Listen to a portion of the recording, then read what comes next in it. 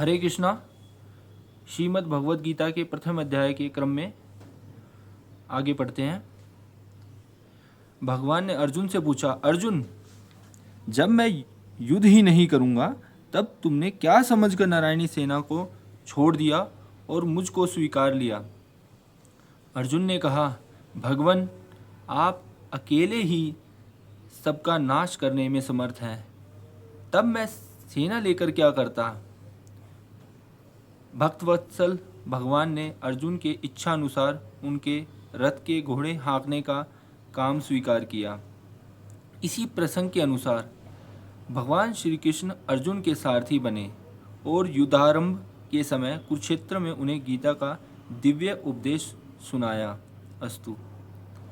जिस समय दोनों ओर की सेना एकत्रित हो चुकी थी, उस समय भगवान श्री कृष्ण ने स्वयं हस्तिनापुर जाकर हर तरह से दुर्योधन को समझाने की चेष्टा की, परंतु उन्होंने स्पष्ट कह दिया, मेरे जीते जी पांडव कदापि राज्य नहीं पा सकते। यहाँ तक कि सुई की नोक भर जमीन मैं पांडवों को नहीं दूंगा। तब अपना न्यायोचित स्वत्व प्राप्त करने के लिए पांडवों ने धर्म समझकर युद्ध के लिए निश्चय कर लिया। जब दोनों ओर से युद्ध की पूरी तैयारी हो गई, तब भगवान वेदव्यास जी ने धृतराष्ट्र के समीप आकर उनसे कहा, हे संजय, तुम्हें युद्ध का सब वृत्तांत सुनावेंगे। ये संजय तुम्हें युद्ध का सब वृत्तांत सुनावेंगे। युद्ध की समस्त घटनावलियों को ये प्रत्यक्ष सुन और जान सकेंगे। महर्षि वेदव्यास जी के चले जाने के बाद धृतराष्ट्र के पूछने पर संजय उन्हें पृथ्वी के विभिन्न द्वीपों का वृत्तांत सुनाते रहे। उसी में उन्होंने भारतवर्ष का भी वर्णन किया। तदंतर जब कौरवों पांडवों का युद्ध आरंभ हो गया और लगातार 10 दिनों तक युद्ध होने पर पितामह भीष्म रणभूमि में रथ से गिरा दिए गए, तब संजय ने धृतराष्ट्र के पास आकर उन्हें अकस्मात भीष्म के मारे जाने का समाचार सुनाया। उसे सुनकर धृतराष्ट्र को बड़ा ही दुख हुआ और युद्ध की सारी बातें विस्तार पूर्वक सुनाने के लिए उन्होंने संजय से कहा। तब संजय ने दोनों ओर की सेनाओं की व्यूह रचना आदि का वर्णन किया। इसके बाद धृतराष्ट्र ने विशेष विस्तार के साथ आरंभ से अब तक की पूरी घटनाएं जानने के लिए संजय से प्रश्न किया। यहीं से भगवद गीता का पहला अध्याय आरंभ होता है। महाभारत भीष्म पर्व में यह 25वां अध्याय है। इसके आरंभ में धृतराष्ट्र संजय से प्रश्न करते हैं। धृतराष्ट्र बोले, हे संजय, धर्म भूमि कुरुक्षेत्र में एकत्रित युद्ध की इच्छा वाले मेरे और पांडवों के पुत्रों ने क्या किया?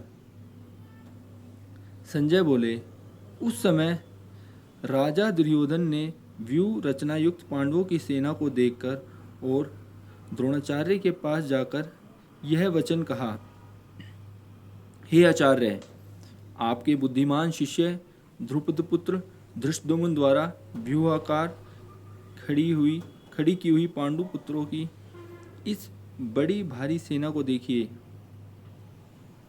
इस सेना में बड़े बड़े धनुष वाले तथा युद्ध में भीम और अर्जुन के समान शूरवीर सात्यकी और विराट तथा महारथी राजा द्रुपद, दृष्टकेतु और चेकितान तथा बलवान काशीराज, पुरुजित, कुंतीभोज और मनुष्यों में श्रेष्ठ शैव्य, पराक्रमी युधामन्यु तथा बलवान उत्तमोजा, सुभद्रा पुत्र अभिमन्यु और द्रौपदी के 5 पुत्र, ये सभी महारथी हैं। हे ब्राह्मण श्रेष्ठ, अपने पक्ष में भी जो प्रधान हैं उनको आप समझ लीजिए। आपकी जानकारी के लिए मेरी सेना के जो सेनापति हैं उनको बतलाता हूँ। आप द्रोणाचार्य और पितामह भीष्म तथा कर्ण और संग्राम विजयी कृपाचार्य तथा वैसे ही अश्वत्थामा, विकर्ण और सोमदत्त पुत्र भूरिश्रवा। और भी मेरे लिए जीवन की आशा त्याग देने वाले बहुत से शूरवीर अनेक प्रकार से शस्त्रों शस्त्रों से सुसज्जित शस्त्रों अस्त्रों से सुसज्जित और सब के सब युद्ध में चतुर हैं।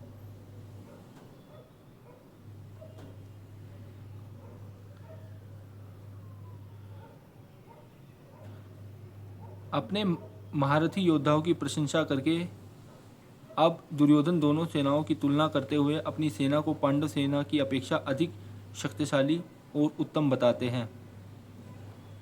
भीष्म पितामह द्वारा रक्षित हमारी वह सेना सब प्रकार से अजेय है और भीम द्वारा रक्षित इन लोगों की यह सेना जीतने में सुगम है।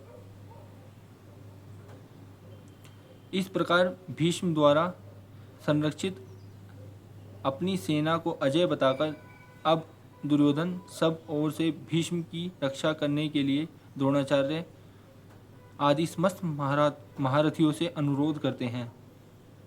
इसलिए सब मोर्चों पर अपनी अपनी जगह स्थित रहते हुए आप लोग सभी निसंदेह भीष्म पितामह की ही सब ओर से रक्षा करें।